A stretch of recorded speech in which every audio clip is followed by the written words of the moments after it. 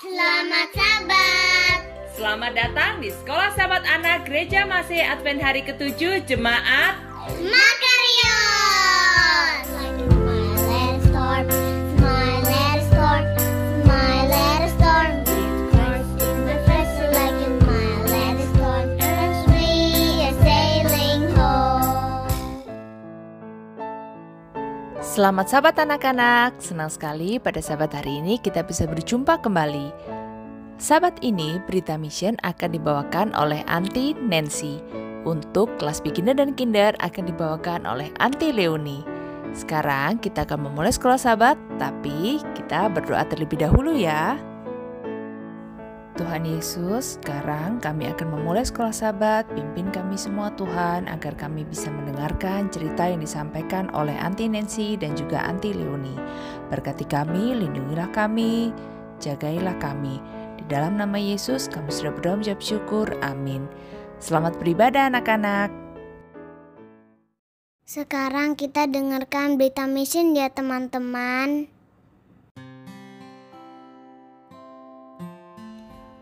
Halo anak-anak semua, selamat Sabat. Untuk berita mission hari ini kita akan mendengarkan cerita mengenai seorang misionaris cilik dari Bolivia.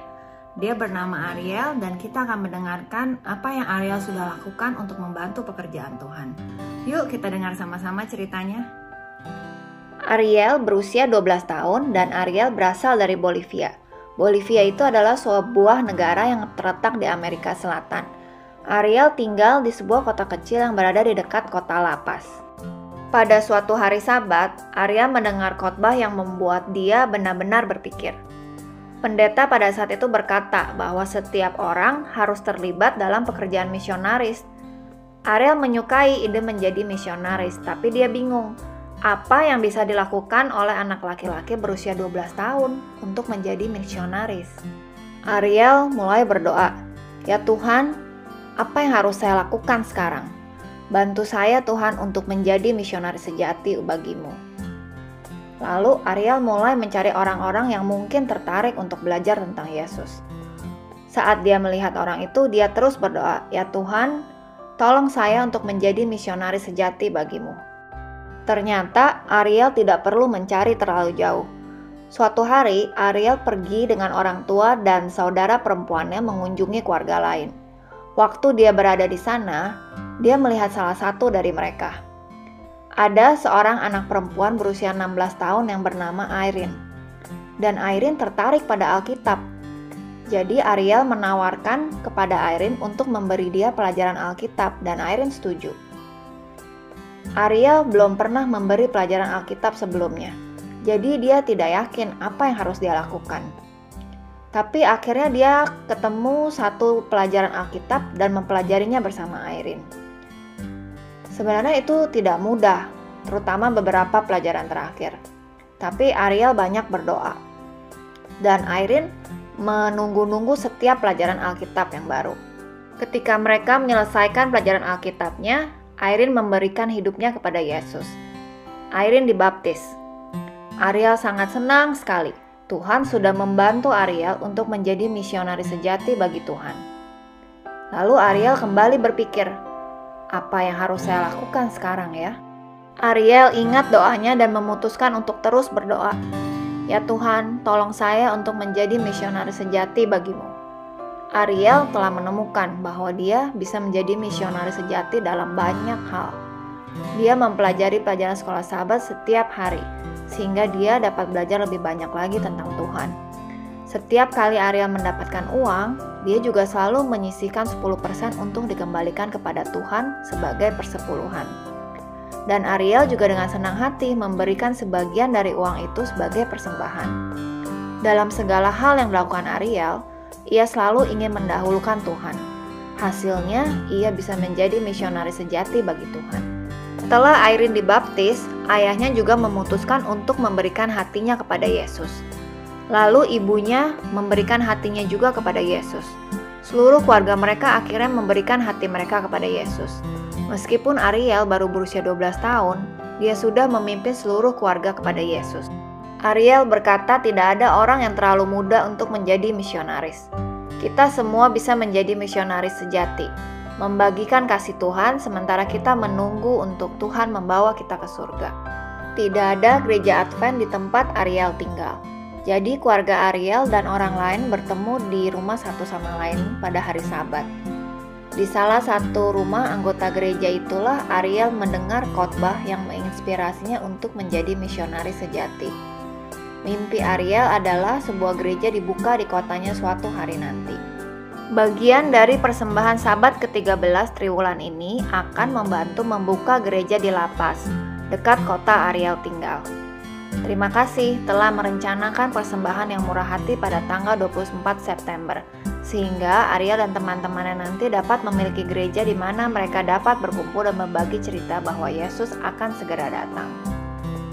Sekian berita mission. Selamat Sabat anak-anak semua.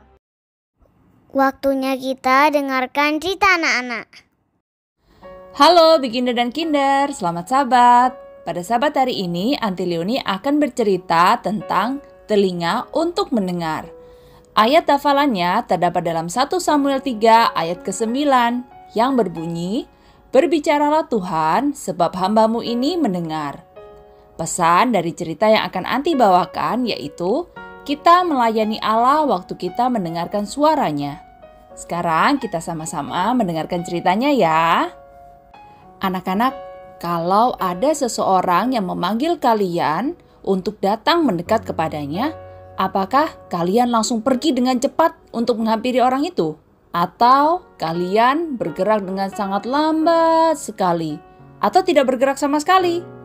Nah, di sini Samuel kecil mendengar seseorang memanggil dia.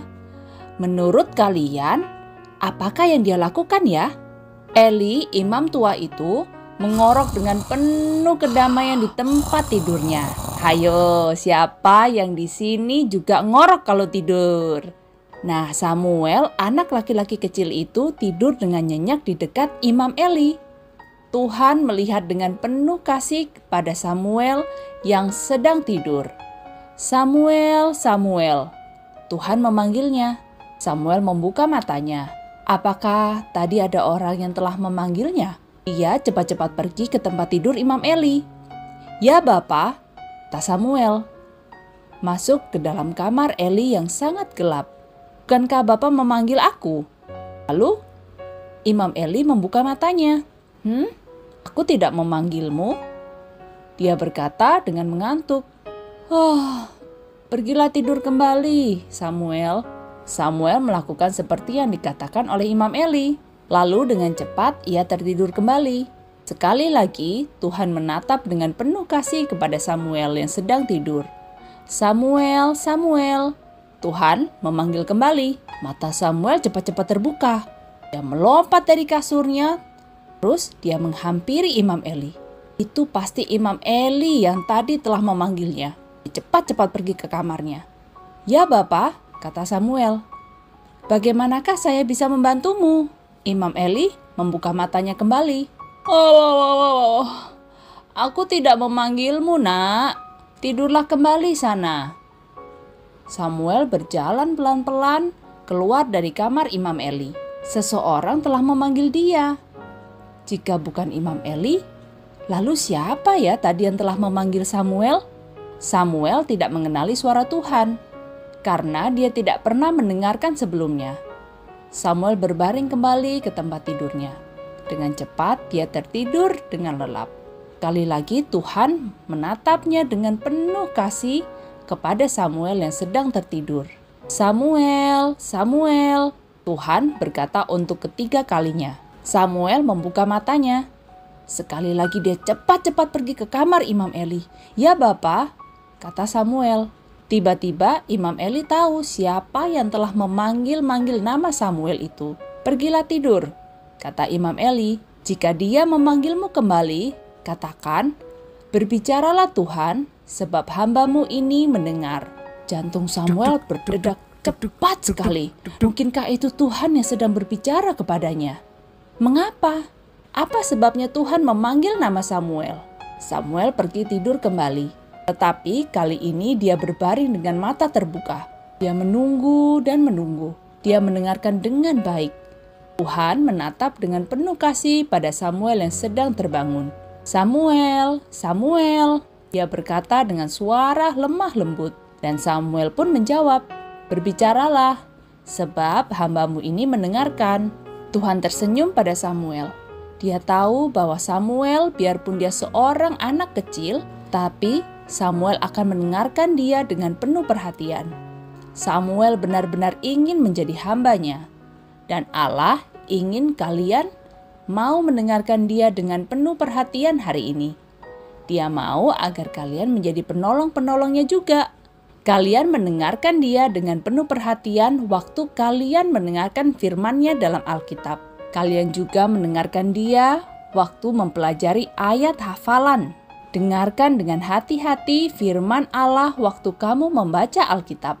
Itulah cerita kelas beginner dan kinder pada Sabat hari ini. Terima kasih anak-anak sudah mendengarkan. Yuk anak-anak, kita ambil sikap doa yang baik karena kita akan berdoa tutup terlebih dahulu. Mari kita ambil sikap doa yang baik ya. Tuhan Yesus, terima kasih. Kami sudah menyelesaikan sekolah Sabat. Sekarang kami akan melakukan aktivitas di rumah. Lindungilah, jagai, dan berkatilah kami sepanjang hari Sabat-Mu ini. Di dalam nama Yesus kami sudah berdoa dan mengucap syukur. Amin. Terima kasih anak-anak. Sampai berjumpa Sabat depan. Tuhan Yesus memberkati.